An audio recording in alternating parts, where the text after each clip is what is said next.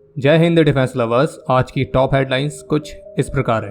भारत में स्थापित होने जा रही है C-130J एयरक्राफ्ट की MRO फैसिलिटी।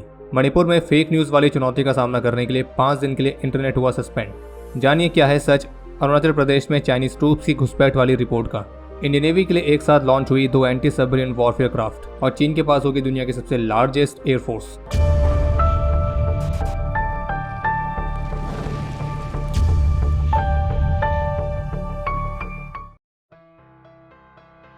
लॉकहीड मार्टिन और उनकी Indian partner Tata advance system ने एक नए एग्रीमेंट की अनाउंसमेंट करी है और इस एग्रीमेंट के तहत ये दोनों कंपनीज संयुक्त रूप से मिलकर भारत में C-130J सुपर हरकुलिस एयरक्राफ्ट की अपॉर्चुनिटीज को एक्सपेंड करेंगे। और कंपनी ऑफिशियल्स के मुताबिक इस कोलैबोरेशन में 2 महत्वपूर्ण क्षेत्र होने वाले हैं।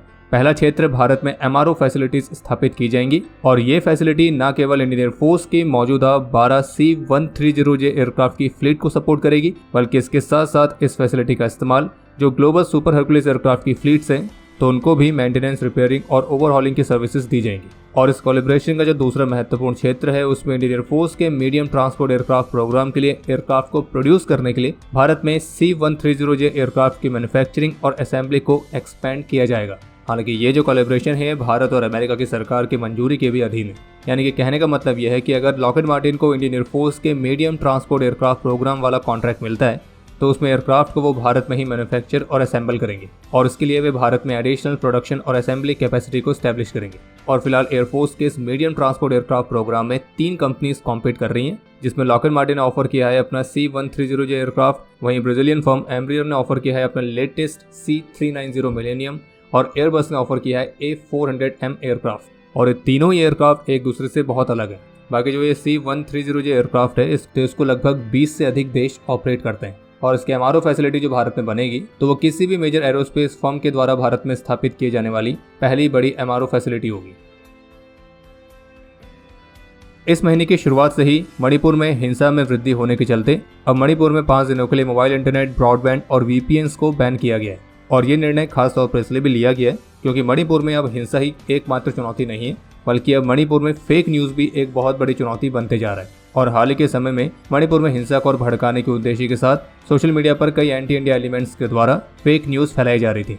जैसे कि एक सोशल मीडिया के माध्यम से एक फेक क्लेम ये किया जा रहा था कि मणिपुर में विद्रोहियों द्वारा भारत के एक फाइटर हेलीकॉप्टर को शॉट डाउन किया गया है और इस क्लेम के साथ एक वीडियो भी शेयर की जा रही थी। लेकिन मणिपुर पुलिस और PIB फैक्ट चेक की तरफ से ये स्पष्ट कर दिया गया कि ये क्लेम पूरी तरह से फेक है और जो वीडियो शेयर की जा रही है वो भारत की नहीं बल्कि म्यांमार की है। और इस तरह के जो फेक न्यूज़, फेक पोस्ट हैं वो अधिकतर हमारे निकम्मे पड़ोसी पाकिस्तान के सोशल मीडिया हैंडल्स के द्वारा किए जा रहे हैं। इसके अलावा मणिपुर पुलिस ने इस बात को भी स्पष्ट किया है कि कुछ सोशल मीडिया में ऐसी रिपोर्ट्स दिखाई जा रही हैं कि छात्र प्रदर्शनकारियों ने थौबल में DC कार्यालय पर राष्ट्रध्वज को रिप्लेस किया है और ये भी पूरी तरह से फेक रिपोर्ट है। जबकि मणिपुर पुलिस के मुताबिक एक्चुअल रिपोर्ट यह है कि छात्र प्रदर्शनकारियों ने DC कार्यालय के बाहरी गेट पर लगे एक पुराने और घिसे पिटे स्लाइड टैरेट 7 रंग के फ्लैग को बदलने की कोशिश करी थी और पुलिस द्वारा भीड़ को तितर बितर करने के बाद दोनों झंडों को गेट से हटा दिया गया था।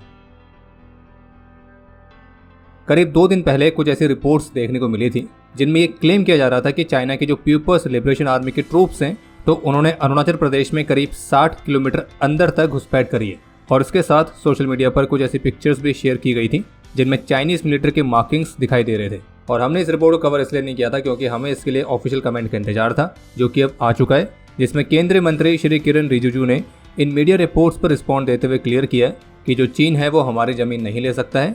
बाकी कुछ अनडिमार्केटेड क्षेत्र हैं जहाँ पे दोनों देशों की तरफ से पेट्रोलिंग्स की ओवरलैपिंग होती है, यानी कि ऐसे क्षेत्र जहां पे चिन्हित नहीं किया गया है कि कौन सा क्षेत्र चीन का है, कौन सा क्षेत्र भारत का है। बाकी केंद्रीय मंत्री का ये भी कहना है कि यहाँ पे उन्हें कोई भी परमानेंट कंस्ट्रक्शन करने की अनुमति नहीं है। बाकी हमारी तरफ से इन क्षेत्रों पर कड़ी निगरानी रखी गई है और केवल अनडिमार्केटेड लोकेशंस पर कुछ मार्किंग्स बना देने का मतलब ये नहीं है कि उन क्षेत्रों पर अतिक्रमण कर लिया गया है। और इसके साथ उन्होंने ये भी कहा कि भारत सीमा के साथ इंफ्रास्ट्रक्चर्स को लगातार बना रहा है और ऐसा करना वो जारी रखेगा, लेकिन हम किसी को भी LAC के पास आना अलाउ नहीं करेंगे।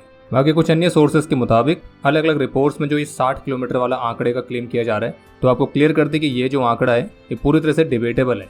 लेकिन हाँ, इस पूरे इंसिडेंट से एक बात तो समझ में आती है कि चीन को प्रोपेगेंडा करना बहुत अच्छे से आता है और इसको काउंटर करने के लिए भारत को और भी ज़्यादा प्रोएक्टिव बनना पड़ेगा।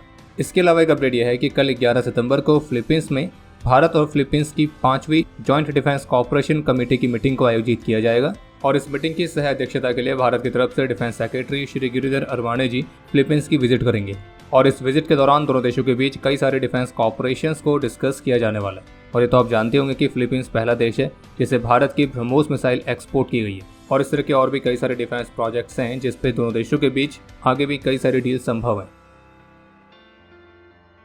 कल 9 सितंबर को कोची शिपयार्ड लिमिटेड ने इंडियन नेवी के लिए चौथी और 5वीं anti submarine warfare shallow water craft को लॉन्च कर दिया है और इन दोनों क्राफ्ट के नाम है मालपे और मुल्की और इन्हें एक साथ कल कोची में लॉन्च किया गया था और ये उस परियोजना का हिस्सा है जिसके तहत नेवी के लिए total 8 anti submarine warfare shallow water craft बनाई जा रही है और ऑफिशियल स्टेटमेंट के मुताबिक इन शिप्स को अत्याधुनिक अंडर वाटर सेंसर से इक्विप किया गया है जो कि स्वदेशी तौर पर ही विकसित किए गए हैं और कोस्टल वाटर्स में एंटी सबमरीन ऑपरेशंस को परफॉर्म करने के अलावा इनका इस्तेमाल लो इंटेंसिटी के मैरीटाइम ऑपरेशंस और माइन लेइंग ऑपरेशंस में भी किया जा सकता है। ये जो शिप्स हैं ये मैक्सिमम 25 नॉट्स की रफ्तार से चलने में सक्षम है और इनका इंड्योरेंस 1800 नॉटिकल माइल्स का है।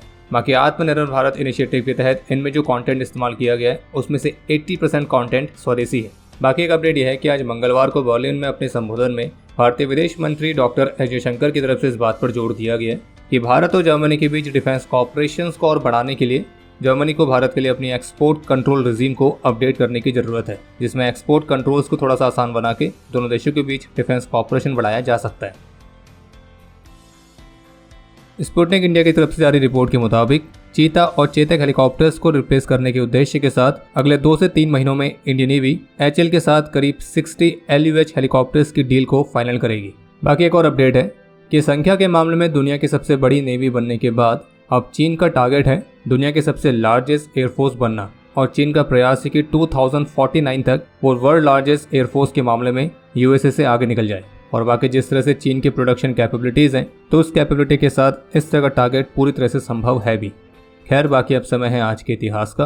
आज के दिन 1965 के वॉर में अपने अदम्य साहस और वीरता का परिचय देते हुए कंपनी क्वार्टर मास्टर हवलदार अब्दुल हामिद वीर गति को प्राप्त हुए थे और इन्हें मरणोपरांत भारत के highest war time gallantry award Param Vir Chakra से सम्मानित किया गया। आज के दिन 1965 में ही अपने अदम्य साहस और वीरता का परिचय देते हुए लांस नायक प्रीतम सिंह ने भी अपना सर्वोच्च बलिदान दिया था और इन्हें मरणोपरांत वीर चक्र से सम्मानित किया गया।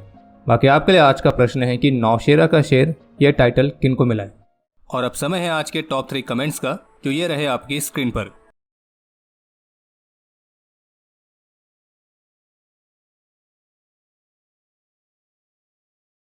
तो हमारे आज के इस एपिसोड के लिए इतना ही। उम्मीद है आपको एपिसोड पसंद आया होगा। पसंद आए तो वीडियो को लाइक जरूर करें। कोई भी सुझाव या सवाल हो तो उसके लिए कमेंट सेक्शन ओपन है।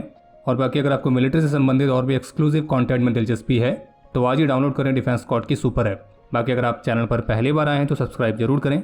हम जल्दी मिलेंगे नए एपिसोड के साथ। तब तक के लिए जय हिंद, जय भारत।